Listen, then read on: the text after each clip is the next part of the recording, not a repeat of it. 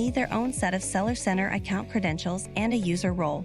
Each role has specific permissions and responsibilities, so it's important to assign the right roles to the right people. In this video, you'll learn about the different roles and how to manage them in Seller Center.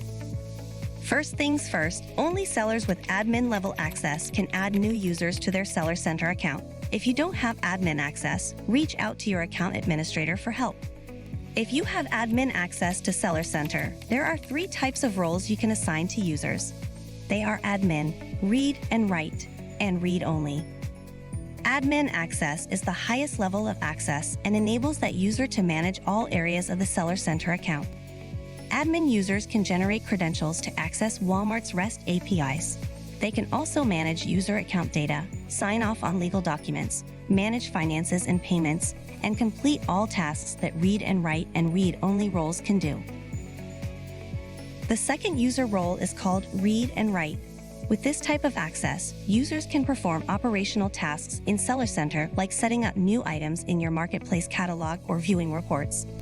The third user role is called read only. With this type of access, users can view data and create or download reports, but can't update or modify existing data.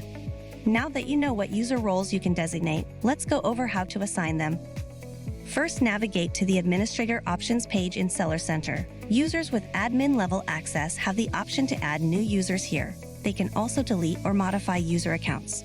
To add a new user, simply provide the new user's email address and they'll get an email invitation asking them to create their account and set up their password.